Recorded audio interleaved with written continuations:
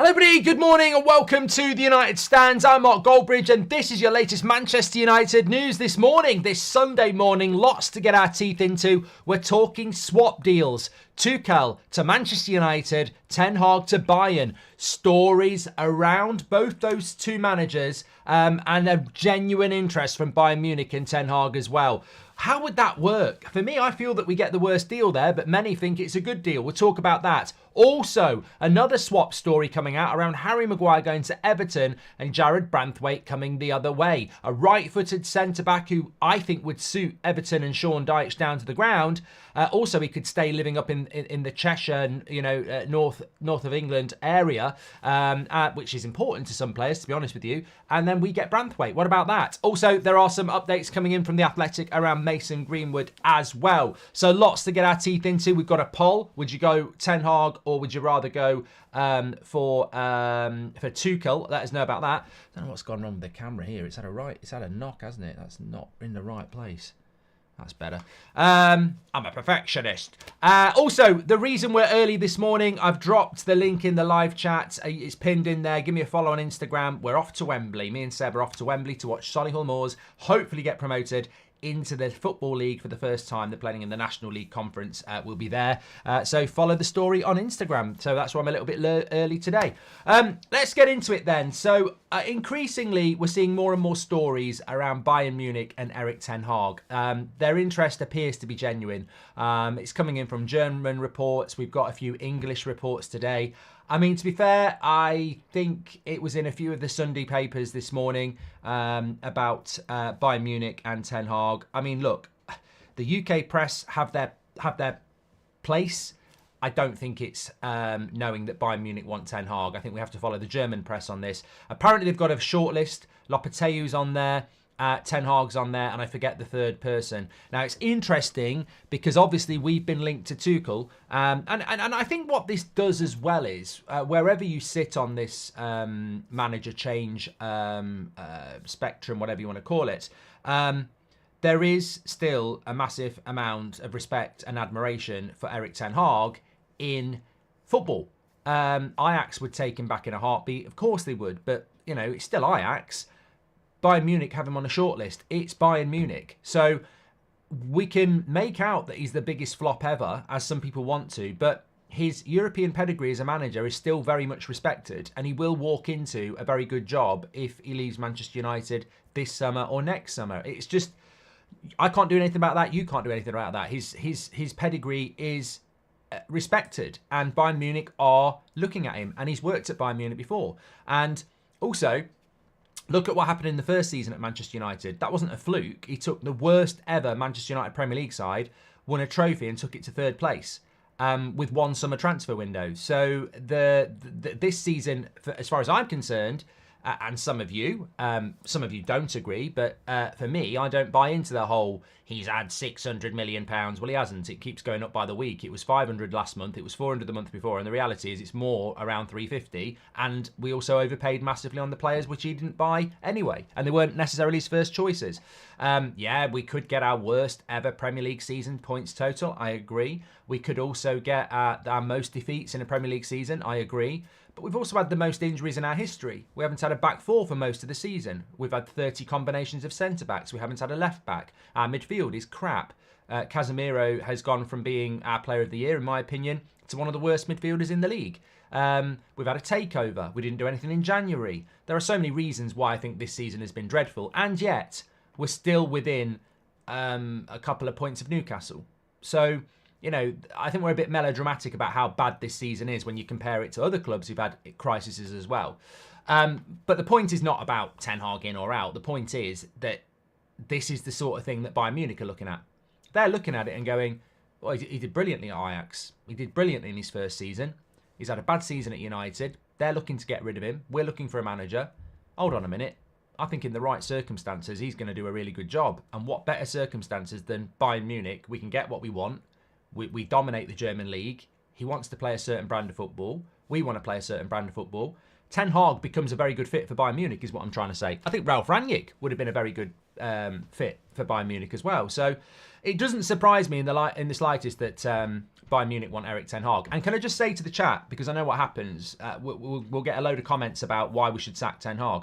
We're not talking about keeping Ten Hag. I'm talking about the genuine interest that Bayern Munich have in Erik Ten Hag, and why, to me, it's totally understandable why they have that interest. If you want to sack him, that's fine. We're not talking about that. What we're talking about is the genuine interest of, if we do sack him, some people want to see him sacked and then on the scrap heap like a failure for the rest of his life. Well, you better get ready for the fact that he'll go into another big job and potentially do quite well.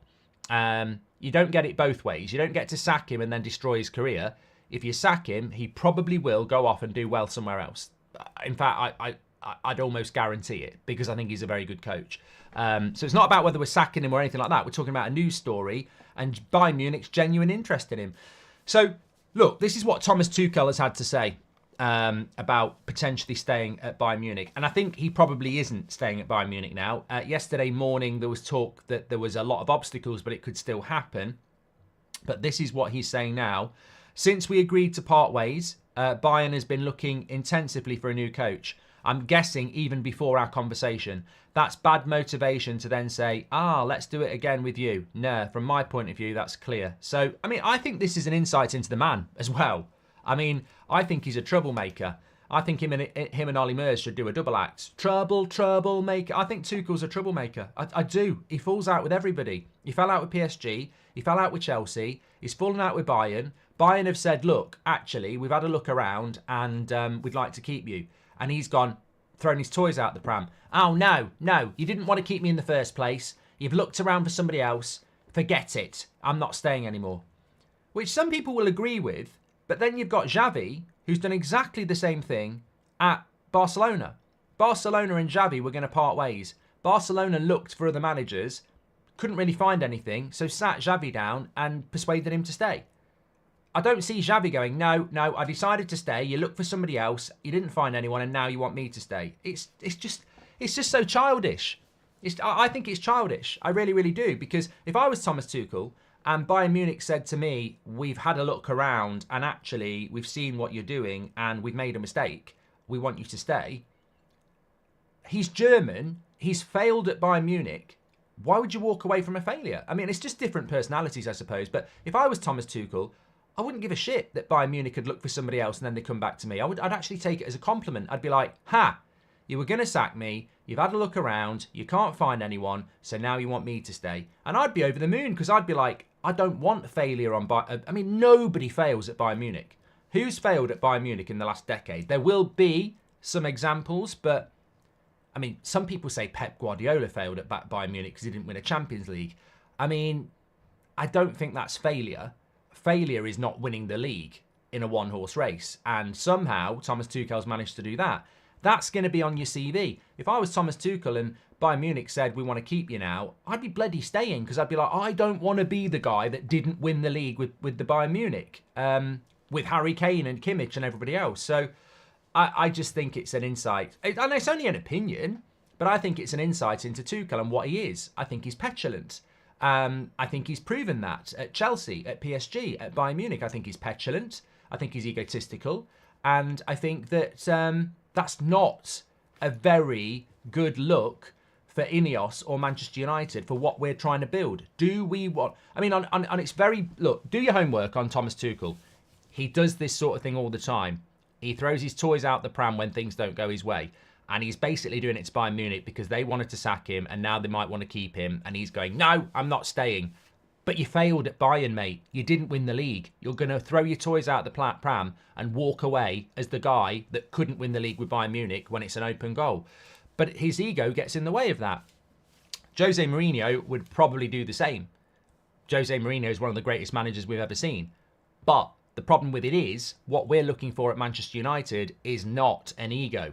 We're looking for somebody that's going to work under a structure that has control. Blanc, Barada, Ashworth, Wilcox, they're going to be the majority control. Thomas Tuchel would have very little control. I just don't think it's a good look to see. I mean, basically he's doing it again, publicly belittling the board of Bayern Munich, as he's done with numerous people. I don't think he's a good fit, but if we get him, we get him. But what I want to go back to is, obviously Thomas Tuchel is very much on the market. Obviously Ten Hag is very much admired by Bayern Munich. How does that work? If we get Tuchel and they get Ten Hag, is it a good swap? Is it we get the better deal? Is it they get the better deal? To me, it's weird. To me, it would be very weird because we're basically... I don't know how... Look, I prefer to keep Ten Hag over Tuchel because I think Ten Hag suits Man United what we want over the next 3 years more. He is humble, he is hardworking, and he clearly is somebody that respects Manchester United. And I think he worked well under a structure that's been built above him. I think Ten Hag did that at Ajax. I think he will work really well under an Ashworth, a Barada, a Blanc. I think that's what he wants. I think he wants that support network, and I think Ten Hag will work well under that if he can manage to get to the position to be able to work under it. I don't think Tuchel's got any CV of doing this, working well under a structure like that. So personally, I'd stick with Ten Hag. But it doesn't feel right that Man United sack Ten Hag and Bayern sack Tuchel and then we swap managers, because I can just see it ending up in 3 years' time or 2 years' time, the same people that want to sack Ten Hag. And that's the thing. I actually think if we got Tuchel, I'd be one of the last to say sack him. It'd be the people saying sack Ten Hag now that will want to sack Tuchel in 2 years' time, because that's the sort of hamster wheel we're on now. The same people who want to sack Ten Hag are the same people that wanted Ten Hag over Poch. The same people that wanted to sack Ollie were the same people that were singing Ollie's at the wheel. The same people that want Tuchel will want to sack him in 2 years' time. I generally just want a bit of patience, personally. I want a project to stick with, and I don't think that Tuchel is a 5, 6, 7 year manager. I don't think he is. I think he gets itchy feet. I think his mouth runs away with him. And that's another good point that I've never thought about before. What do we want as a Manchester United manager? I want somebody here like Klopp, like Pep, like Arteta. I want a 5 to 10 year manager, which we've never had since Sir Alex. I don't think Tuchel's a 5 to 10 year manager. I really don't. I think he's a project manager. I think he's brand Tuchel. Whereas I think Ten Hag or maybe somebody else would be. I'm not saying don't sack Ten Hag. I just don't really like Tuchel. I'd rather try something else, if I'm being honest. Rohim says, how much have we invested on players Ten Hag wants? We can't just let him go. It's like investing in stocks and selling before price going up. Big no, says Rohim. And Zane says, hey, Mark, it's my 21st birthday today. Hopefully we win our 21st top flight title soon. Zane, I think you'll be out of your 20s before we win our 21st top flight title, but I hope not. I hope we hit it before you're 30. Anyway, look, also, get your thoughts in on that. On the poll, 82% of you would keep Ten Hag over Tuchel, which is interesting. Also, Sunday morning news is always very exciting news. I enjoy it. When I was a kid, I used to get the Sunday papers. They were very different to the papers you got on a Saturday, Monday to Saturday. So the Daily Mirror, I think it became the People. The Sun became the News of the World. And the Sunday Times was the Times. But these Sunday papers were their own entity. They'd spend all week with their own journalists waiting for big stories on a Sunday morning. That was traditionally how Sunday morning papers used to work in the UK when I was growing up. So Sunday morning was always very different to any other day because you knew you had specific journalists ready to break stories about tapping people's phones or whatever, bollocks. It was sensationalist.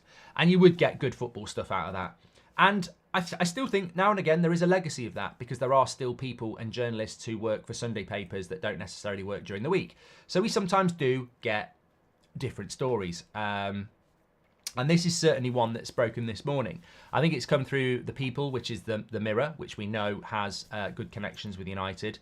And they're saying that Manchester United are looking at, through Ineos, a swap deal with Harry Maguire for Jared Branthwaite. Now, this is one that I haven't heard before, and it's one that actually logically makes a lot of difference, a lot of sense. Swap deals are few and far between. They don't happen that often because they're so technical in their makeup. You have to deal with multiple agents. You're basically doubling a deal. If you buy Branthwaite, you've got a lot of work to do. But if you buy Branthwaite in a swap deal with Maguire, you've got to make sure that everybody is in sync and it works together. It's difficult to do. Brian says, I'd do this deal tomorrow. the thing is, I think it's unlikely because I think a swap deal is very difficult to do. But in principle, it ticks many boxes. There is a World Cup in 2 years' time. As we know with Harry Maguire's character, he is not going to retire from England after the Euros at 31. He is going to want to play for England still. To do that, with the amount of young centre-backs coming through, he needs to play every week. It's very unlikely he's going to play for Man United every week if we change the way that we're going to play as a football team. So he's got to look at the next 2 years and go, if I want to go to the World Cup, I need to be playing regularly. And as he's shown this season in a low line, he's still a very good centre-back. Well, Everton with Deitch aren't going to replace him, and Deitch is a defensive coach. Everton, Liverpool, is very close to Manchester. Harry Maguire would not have to up sticks. He would be able to stay in the same house, earn relatively good money, and play regular Premier League football for a team that's not going to get relegated, and be in every England squad to the World Cup. So it ticks every box for Harry Maguire. If that's what he wants to do. If you go to West Ham, you've got to go down and live in London. And West Ham are about to get a new manager, which is not going to be David Moyes. So it might not suit Harry Maguire because West Ham fans are desperate to play entertaining football. So Everton is a better fit for Harry Maguire in relation to style of football because Deitch will be there next year. Branthwaite is somebody that Everton need to move off. And Branthwaite is somebody that Manchester United want. Everton are in financial disarray. So I don't think Everton... Look, if we give Everton 60 million for Branthwaite and then they give us 30 million for Maguire, is 30 million plus Maguire a bad deal for Branthwaite? No, it's not. So I don't know whether we'd do a swap deal, but I think we could certainly just sell Harry Maguire to Everton for 30 million and then take Branthwaite for 60, or sell Harry Maguire to Everton for 20 and take Branthwaite for 50. I think it works on all levels. I'll leave you chewing on that one for a moment because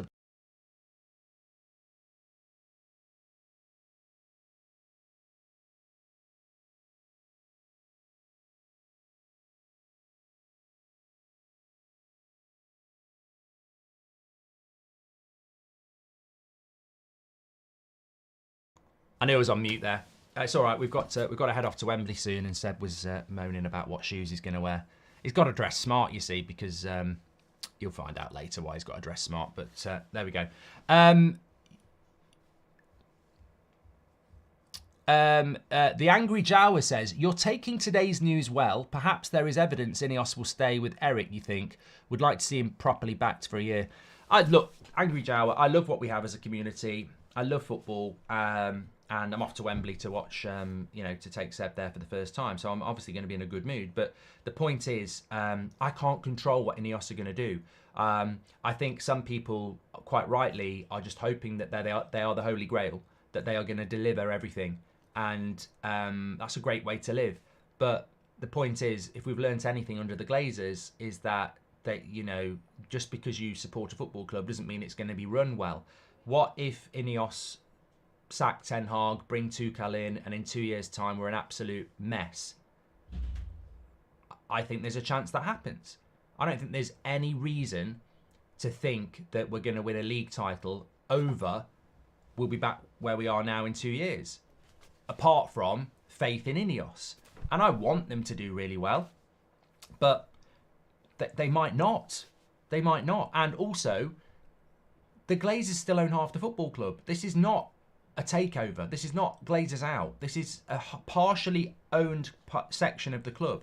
So maybe Ineos will let Ten Hag go to Bayern, and maybe they will take Tuchel, and maybe they'll completely and utterly fuck it up. And maybe in 2 years' time, many of us will go, we shouldn't have done this. Most of us didn't want it to happen. But it's up to them to make the decisions. I have a bad feeling about Thomas Tuchel. Look, the hipsters don't. The hipsters are, cleaning his arse for him over the last few days. They think he's the big thing. They might be right. They might be right. Honestly, they might be right. Tuchel won a Champions League with Chelsea. Chelsea fans desperately want him back, which is weird as well. Like, on Fabrizio Romano's tweet today about Tuchel's quote, the replies are not full of United fans saying bring him to United. It's full of Chelsea fans who want Tuchel back at Chelsea. Do you not find that a little bit weird? That we are basically taking somebody that Chelsea feel an attachment to. It just does feel weird to me. And also, on a very, very basic level, I'll go back to Maguire and we need to talk about Greenwood as well. On a very, very basic level, riddle me this. If Thomas Tuchel is such a good coach, why has he failed so miserably at Bayern Munich? Like, why in a league where they've dominated it for so long, have they failed so miserably? And look, respect to Bayer Leverkusen. They've been brilliant, but they haven't won it on the final day. They've won it by a lot. A lot. And also, people say, well, he won the league last year, Mark. He won the league last year because Dortmund fucked it up. Dortmund, all Dortmund needed to do on the final day of the season was win at home. And they didn't. So people say, well, he won it in the first season. He was bloody lucky to win it. Really? And look, it's not fair because he wasn't the manager for most of last season. He took on from the Gelsman, didn't he? But they were very lucky to win it last year. And they've been miles away this year. So it's not like... It's a reputational appointment. Chelsea want him back because what he did. It's a historical thing. We want him back because we want the good old days back. What Chelsea are doing with Tuchel is what one of my mates did on Facebook, right? Wasn't happy in his marriage. Was on Facebook. Was in a group with people we used to go to school with. The good-looking girl we used to go to school with, considering this is getting on for 25 years ago, meets up with her, ruins his marriage, and then afterwards said, really, it was a nostalgic thing. She's nothing like she was at school. No, I've seen the picture. She's not. Nostalgia's not necessarily a good thing. And I think Chelsea want Tuchel back for nostalgia. What's our excuse? Look at what he's done at Bayern this season. It's not like he's the best coach in Europe at the moment. Like, he's getting sacked by Bayern Munich because they're not winning the league by a very long way. So, are you taking on a good coach or are you taking on a nostalgic memory of a coach? I'd go, look, if Ten Hag's getting sacked, I've got to own up to the fact that we need to get somebody in. If Ten Hag's getting sacked, I don't want Tuchel. I'd rather go with Amorim. I'd rather go with Flick. I'd probably rather go with De Zerbi, you know? I probably would rather go with De Zerbi, if I'm being honest. Anyway, let's go back to that Maguire-Branthwaite deal. Do I think it's going to happen? Keep an eye on it. I think Maguire to Everton and Branthwaite to Manchester United. I don't think it needs to be a swap deal. I think it makes a lot of sense. I think it's one to keep an eye on. I think Maguire needs to play first team football, and staying in the North East would be, brilliant for him and his family.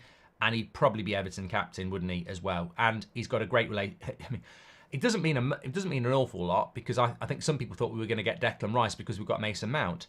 But Pickford and Maguire get on very well. Like, Pickford and Maguire are probably best mates in football. So it makes a lot of sense. But what makes a lot of sense doesn't always happen. But I would say take 25 million from Everton for Maguire and then give them 50 million or 55 million for Branthwaite. You end up giving 30 million for Branthwaite and removing Maguire. It makes a bit of sense. We started at 9 o'clock, D, because as I told you last night, I was starting at 9 o'clock because I'm in the car on the way to Wembley in about 20 minutes to take Seb to his first time to Wembley, which is to watch Solihull Moors hopefully beat Bromley and get into the National League. Great day out, looking forward to it. And I think it's on TNT. But if you want to follow our Insta story, I've pinned it in the live chat, so give us a follow there. Anyway, also just a story coming in from The Athletic around Mason Greenwood that I need to deliver you as well this morning. Lots going on this morning, actually. Lots of you to get your comments in. If you've not watched it live, then by all means do get your comments in, of course. Make sure you smash a like on the video as well. We've only got 500 likes. Come on, wake up. Smash a like on the video. We've got a poll running at the moment whether you'd go for Ten Hag or Tuchel. Obviously, there's this talk at the moment that Bayern Munich really want Ten Hag. So if United give Bayern Munich Ten Hag and we take Tuchel, what would you rather have, Ten Hag or Tuchel? 82% of you at the moment are Ten Hag, which is interesting, isn't it? I suppose. Well, it is. It definitely is. Let's talk about let's talk about Mason Greenwood for a moment. A bit of a story coming in.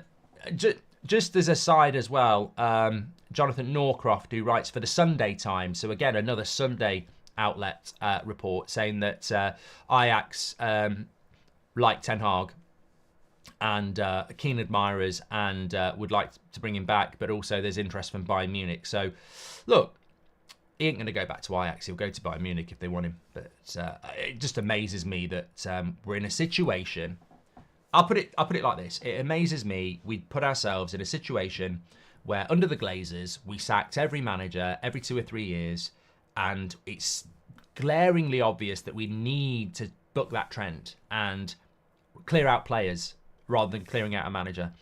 And it would amaze me if Ineos did what Glazers do, sack a manager, stick with the players, and then watch that manager go to Bayern Munich. It just seems... I don't think even the Glazers would be that stupid. So imagine if we'd sacked Mourinho and he went to Real Madrid. That's the equivalent, really. Imagine if we'd sacked Van Gaal and he went to Barcelona. It's like, stick with the project. Just give it another year. Stick with the project for 1 year. We've been shit for 10 years. Just give it a year and see what happens, because we can't afford to get this wrong. Anyway, let's talk about The Athletic and what they're saying about Mason Greenwood. Manchester United and Getafe have begun talks regarding the possibility of a new loan deal for Mason Greenwood. United would prefer to secure a permanent move for him, but a loan offer would also be considered if an acceptable fee is not received. It then goes on to say the possibility of Mason Greenwood being reintegrated into the United first team squad this summer is also not being ruled out. I expect better from The Athletic, actually. Considering it's a paid subscription to read their articles, I would expect better than regurgitation of stuff we already know.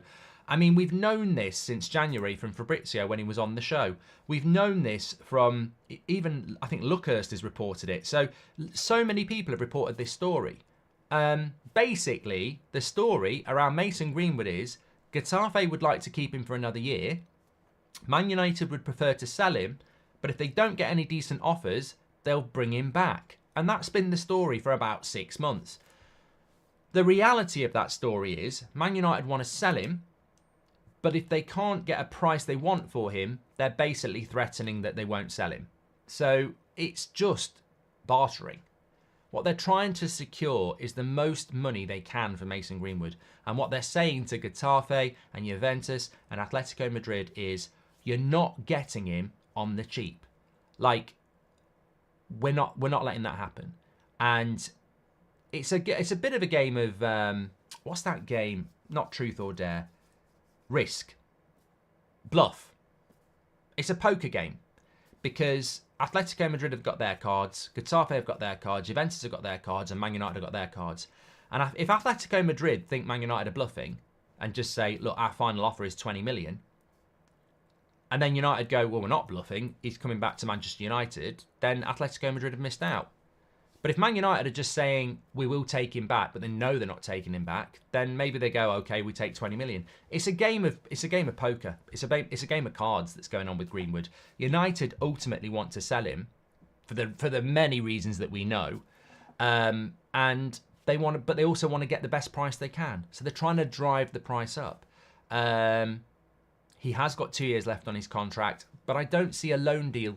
I don't see that being the solution. I mean, honestly, I'm not going to say the words, but it would be in the club's interest to bring him back rather than loan him out, I think. But I think they will achieve a transfer fee. It's just hard to know what the market's going to do, because I don't know how much money there is in European football at the moment. And I would like to think, and I think the club would like to think, they'll achieve around 35, 40 million for him.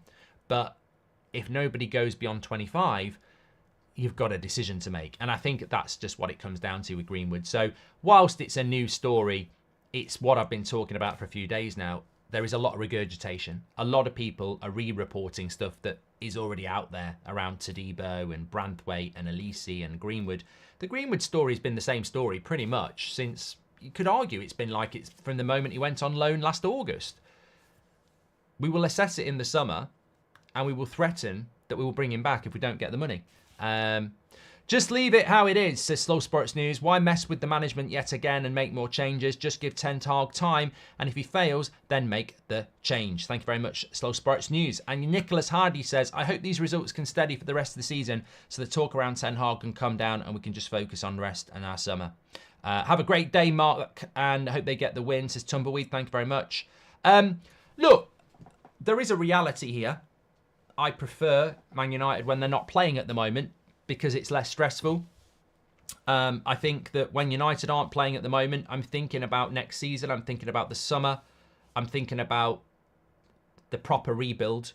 But then you come back to reality with a smash down on gravity when it comes to we've still got games to play this season and they are going to have an impact. If I could flick a switch now, I would take 6th place and go to the summer. I don't even care about the FA Cup. I don't expect to win the FA Cup. If I could flick a switch, I'd go to June the 1st. We keep the manager. We've got 6th place and we just start the rebuild. But that's not going to happen. So Crystal Palace tomorrow, we could lose. Arsenal a week today, we could lose. You lose the next 2 games, I think it's a very different conversation around the manager, isn't it? Because unfortunately, we've got to get through this season. And that is going to be a problem if we end up finishing 8th and we don't even win the FA Cup. I think we're in big, big trouble. And I think he'll be under pressure. Personally, I don't think it should make any difference. I still think he's got players that can't be arsed. I still think he's got players that have down tools. And I still think he's got a massive injury issue that is not going to massively improve us.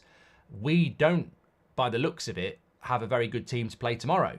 And Crystal Palace are a good team. So I would say Crystal Palace are favourites. So I still expect bad results. You can threaten a manager with the sack, but I still think he can say, it doesn't change anything. I haven't got players to play. They are injured. So I still think bad results are going to have a big impact on what happens, of course.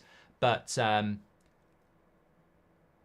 you can't, going back to that original question, I don't think anybody, Gary Neville, me, you, can sit here and say, Ten Hag's definitely getting the sack or Ten Hag's definitely staying. Because unfortunately, I still think we've got some games that are going to impact on that without a doubt. So look, we're just going to have to endure these next few weeks. And that's always, this is why I say it reminds me so much of 2 years ago under Rangnick, because I really liked Rangnick and we completely removed him from the football club and it was a massive mistake. I mean, people talk about should we have kept McKenna on as a coach? In hindsight, I don't think we should. I think he made the right choice going to Ipswich and, you know, he served his apprenticeship, like I said last night. But Rangnick as well. Rangnick should not have been kicked out of this football club. Why did he go? Because results were bad at the end of the season when players down tools and were injured. So we could be in a similar situation here. I just want the season to be over. I think there's a lot of things that we can positively start doing.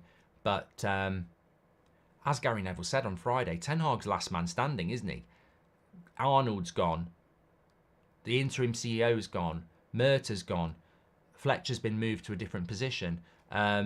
He is last man standing, and you just wouldn't. You worry about what decision they're going to make next, because I, as I said, I don't see a replacement coming in and being any better. But more importantly, where's the continuity into a summer that we've got to make massive changes? Like, everyone's going to be doing it blind. Like, no one's got any real understanding of this team, other than probably Ten Hag and his coaches, Steve McLaren, etc.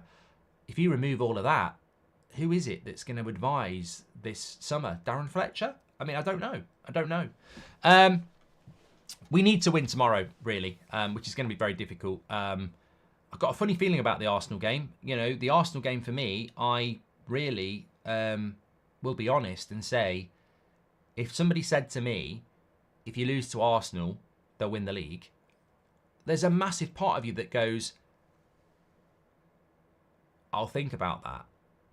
But then the majority of me is like, we need to beat Arsenal. Like, I know Arsenal winning the league is better than Man City, but the way the league looks for us at the moment, we need to beat Arsenal.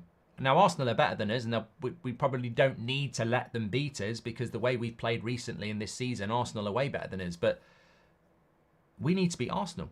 I don't want Man City winning the league. I'd rather Arsenal win it, but we need to beat Arsenal. So we can't do anybody any favours. We've got Newcastle at home after that. We've got Brighton away. We've got 4 really tough games, and I think we need to win at least 2 of them. Really, yeah, definitely.